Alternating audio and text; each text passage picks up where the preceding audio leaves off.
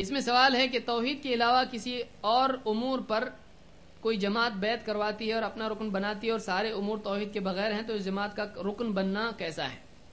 توحید کے علاوہ اگر کسی اور امور پر کوئی بیعت کراتی ہے جماعت، سب سے پہلے تو بیعت کون کروائے گا؟ کوئی بھی جماعت بیعت کرواتی ہے۔ اب اللہ کے رسول صلی اللہ علیہ وسلم کے زمانے میں یا صحابہ کے زمانے میں ایک ساتھ کئی جماعتیں الگ الگ بیعت نہیں کرواتی تھی۔ بیعت اگر ہے تو وہ امیر المؤمنین کی بیعت ہے، حاکم جو ہوتا ہے وہ بیعت لے گا، ایسا کوئی بھی آدمی بیعت نہیں لے سکتا ہے۔ آپ کو کہیں نہیں ملے گا کہ صحابہ نے الگ الگ علاقوں میں جا کر اور تابعین نے الگ الگ بیعتیں لی ہیں، بلکہ یہاں پر یہ حکم ہے اس سلسلے میں کہ اگر ایک حاکم بیعت لیتا ہے اور پھر دوسرا کوئی اور بھی بیعت لیتا ہے تو اس کو قتل کر دو۔ تو یہاں تو اتنی ساری بیعتیں ہو رہی ہیں تو یہ صحیح نہیں ہے۔ تو آج کوئی جماعت اس طرح سے بیعت لیتی ہے تو وہ صحیح نہیں ہے۔ عام طور سے صوفیہ کے 4 سلسلے ہیں، چشتیہ، قادریہ، سہروردی اور نقشبندی، تو یہ 4 جو بیعتیں ہیں یہ ثابت نہیں ہیں۔ اس طرح سے کوئی چیز دین میں نہیں ہے، یہ بدعت ہے۔ تو ایسی جماعت اگر کوئی ہو جو بیعت لیتی ہو اور توحید کے علاوہ امور پر، تو کیوں بھائی توحید سے کوئی پرابلم ہے؟ توحید غلط ہے جو اس پر بیعت نہیں لی جا رہی؟ تو توحید کو تو پہلے اہتمام کرنا چاہیے۔ توحید کو چھوڑ کے باقی سب کریں گے تو فائدہ کیا ہے؟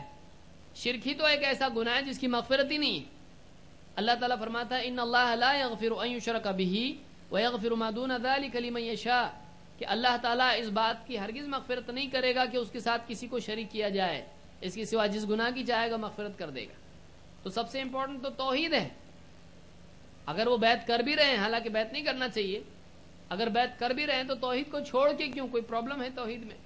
شاید مقصد یہ ہوگا کہ سب کو جمع کرنا مشکل ہو جائے گا، کہ اگر توحید ایسی چیز ہے کہ آج توحید پہ بہت اختلاف ہے امت کے اندر، اور توحید ہی پہ اگر معاملہ شروع ہو جائے گا، بات چیت شروع ہوگی تو لوگ بولیں گے نہیں ہم نہیں کرتے بیعت۔ تو بھائی گنتی بڑھانا ہمارے دعوت کا طریقہ نہیں ہے۔ گنتی بڑھانا، جن سنکھیا بڑھانا ہمارا دعوت کا مقصد نہیں ہے، بلکہ وَقَلِيلٌ مِّنْ عِبَادِيَ الشَّكُورُ لَا تَزَالُ طَائِفَةٌ مِّنْ أُمَّتِي ظَاهِرِينَ عَلَى الْحَقِّ لَا يَضُرُّهُم مَّنْ خَذَلَهُمْ أَوْ خَالَفَهُمْ حَتَّى يَأْتِيَ أَمْرُ اللَّهِ وَهُمْ كَذَلِكَ۔ امام مسلم کی حدیث ہے، اللہ کے رسول صلی اللہ علیہ وسلم فرماتے ہیں میری امت میں ایک جماعت، طائفہ چھوٹی جماعت کو بولا جاتا ہے، میری امت میں ایک جماعت ہمیشہ حق پر لڑتی رہے گی، اور ان کو چھوڑنے والے، ان کا ساتھ چھوڑنے والے، ان کی مخالفت کرنے والے ان کو کبھی نقصان نہیں پہنچا پائیں گے، یہاں تک کہ وہ اسی حال میں قائم رہیں گے اور قیامت آ جائے گی۔